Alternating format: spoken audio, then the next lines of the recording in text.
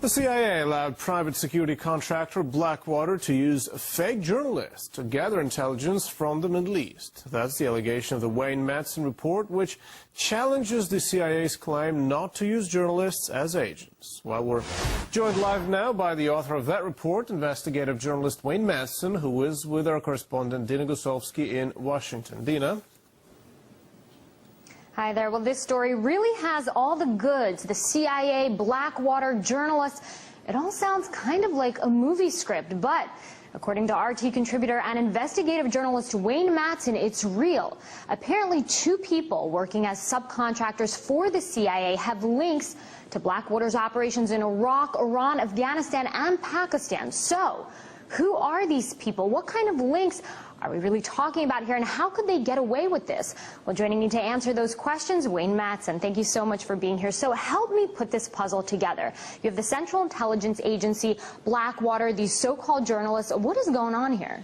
Well, a lot of focus right now is on Blackwater, which received a prime contract to engage in a lot of covert operations around the world, including, now we're told, targeted assassinations, and including the use of foreign mercenaries. Now we know that some of the subcontractors in this operation, two in particular, using phony press credentials from United Press International, which is owned by the cult leader Sung Myung Moon from South Korea, were engaged in this activity.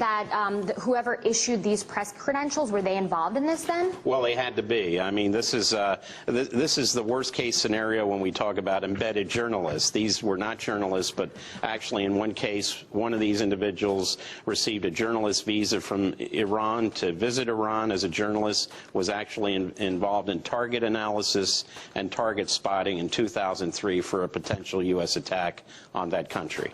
I mean, some people might read this, might hear this report and say, okay, what's the big deal? But here's the thing. The CIA makes it a point, has always made it a point to say that we do not use journalists as agents. This is not the first time, probably not the last time that the CIA is going to come under fire. How are they going to respond to this? Well, they're going to deny. They'll use their pat answer. We can neither confirm nor deny any of these operations, but it has been their policy, although we know in the past some journalists have been used for intelligence operations. But overall, it puts journalists in a very bad position of being looked at as potential agents. That puts every journalist operating in any part of the world in jeopardy of being called a U.S.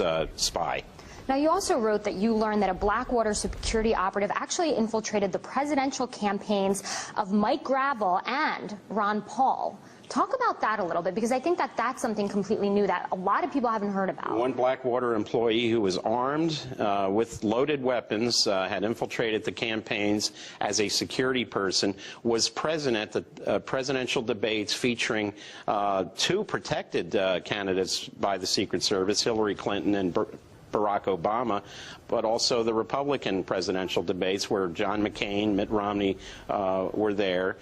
So this, when confronted with this, the Secret Service said, look, security personnel hired by private campaigns are their business. They didn't seem to be at all concerned about this individual, who was also flying on commercial flights with loaded weapons with permission. So you're saying that the Secret Service also kind of was involved in this, or was given the go-ahead to say this is okay? Obviously, there was a wink and a nod to have this particular individual who had a pass with Blackwater to be present at these presidential debates, where there were a host of people, including current President Obama, was present with his Secret Service protection. All this stuff coming out of about Blackwater, now known as Z, what is the future of this company? I mean, how many more stories do we have to read to say, okay, look, maybe this isn't such a good idea?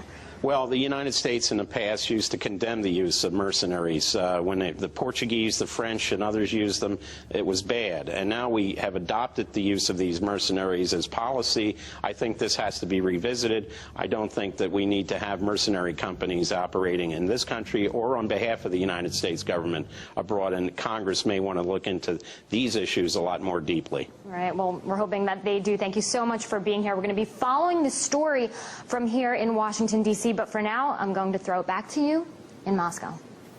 Well, thank you very much, Dina. That was RT's Dina Gusovsky.